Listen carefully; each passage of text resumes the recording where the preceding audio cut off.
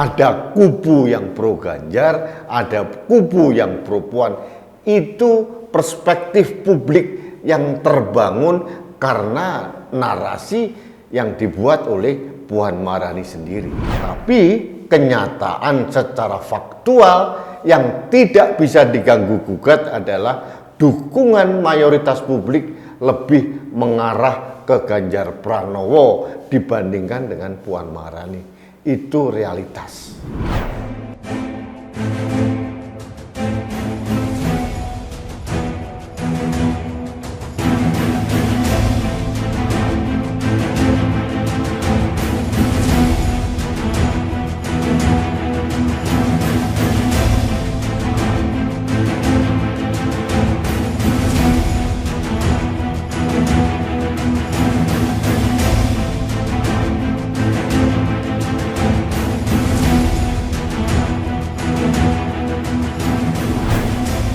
Halo sahabat Indonesia, kita bertemu lagi dalam Opini Rudy. Sahabat Indonesia, ada yang lucu dengan tingkah pola seorang ketua DPR RI yang juga ketua DPP Partai Demokrasi Indonesia Perjuangan, Puan Maharani. Nah, dalam satu kesempatan beberapa hari yang lalu di Manado, beliau curhat kepada kader-kadernya bahwa pada suatu kesempatan kemarin saya berkunjung ke suatu daerah, gubernur saya tidak menyambut, katanya. Kenapa begitu? Kok beda banget dengan yang di Manado, semua diurusin. Tapi di satu tempat itu gubernur saja tidak menyambut. Dia curhat. Nah, orang berpikir diksi gubernur saya otomatis adalah gubernur yang berasal dari Partai Demokrasi Indonesia Perjuangan atau PDIP. Nah, kalau kita tilik rekam jejak perjalanan seorang Puan Maharani, tanggal 20 Januari 2022 yang lalu, beliau hadir di Solo dalam rangka peresmian Pasar Legi di Solo. Waktu itu memang tidak ada penyambutan dari Gubernur Jawa Tengah Ganjar Pranowo. Akhirnya teori otak-atik Gathuk jalan. Berarti yang dimaksud oleh Mbak Puan, gubernur saya tadi adalah Ganjar Pranowo.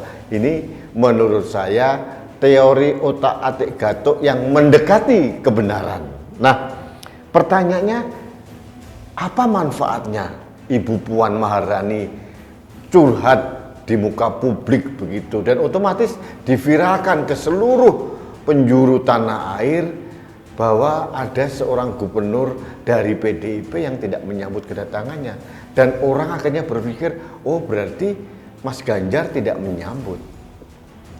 Keterangan yang diperoleh media berdasarkan informasi dari Bapak F.X. Rudiatmo, Ketua DPC Solo, mengatakan memang secara protokoler kalau ketua DPR datang dalam rangka kunjungan kerja tidak wajib eksekutif datang menyambut, kecuali yang berkaitan dengan kepentingan daerah bersangkutan. Dan lagi kata F.X. Rudiatmo, undangan untuk Ganjar untuk hadir di acara peresmian Pasar Legi Solo itu datangnya malam hari pada saat Ganjar Pranowo sudah ada undangan sebelumnya untuk mitigasi bencana di Jakarta. Jadi beliau sudah dalam perjalanan, undangan datang, dan otomatis Ganjar Pranowo tidak bisa hadir untuk menjemput sang ketua DPR Puan Maharani. Rupanya hal ini menjadi catatan penting bagi seorang Puan Maharani. Sahabat Indonesia, saya tidak ikut silang sengkarut opini publik bahwa ada rivalitas antara putri mahkota Puan Maharani dengan Ganjar Pranowo yang terkait dengan kontestasi Pilpres tahun 2024. Itu urusan internal PDIP. Yang saya sayangkan, mengapa seorang Puan Maharani yang notabene putri mahkota dan ketua DPP PDIP membuat ujaran publik yang memicu polemik. Sehingga orang berpikir ada keretakan ini di Partai Demokrasi Indonesia Perjuangan. Ada kubu yang pro Ganjar, ada kubu yang pro Puan. Itu perspektif publik yang terbangun karena narasi yang dibuat oleh Puan Maharani sendiri. Mengapa Puan Maharani sebagai pimpinan Partai Demokrasi Indonesia Perjuangan tidak mengendalikan diri agar konflik internal kalau ada itu bisa disumbat dan hanya berhenti di kalangan internal sehingga tidak dimanfaatkan oleh kelompok-kelompok lain atau orang-orang lain untuk mengadu domba. Ini menurut saya adalah catatan buat Mbak Puan Maharani agar berani untuk mengendalikan diri dan membangun narasi secara hati-hati. Karena ujung-ujungnya yang dirugikan pasti Partai Demokrasi Indonesia Perjuangan sendiri, bukan partai lain, bukan calon lain.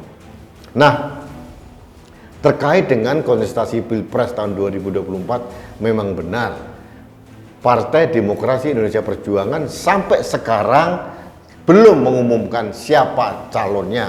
Karena itu tergantung titah tunggal dari Ketua Umum PDIP Ibu Megawati Soekarno Putri. Tapi kenyataan secara faktual yang tidak bisa diganggu-gugat adalah dukungan mayoritas publik lebih mengarah ke Ganjar Pranowo dibandingkan dengan Puan Maharani. Itu realitas. Nah, ini PR besar buat internal PDIP. Kenapa Ganjar Pranowo lebih populer dibandingkan Puan Maharani? Kalau saya jadi elit partai PDIP, dua-duanya akan saya rangkul karena ini kekuatan besar. Ganjar adalah kader loyal dari PDIP. Dia kader utama dan sudah 2 periode menjadi gubernur Jawa Tengah. Dan beberapa kali juga dia menjadi anggota DPR. Kalaupun kenyataannya bahwa Ganjar Pranowo memperoleh dukungan publik yang sangat tinggi, kalau saya jadi elit PDIP akan saya rangkul karena ini adalah kekuatan. Kekuatan yang harus diberdayakan, dimanfaatkan untuk kepentingan partai itu sendiri.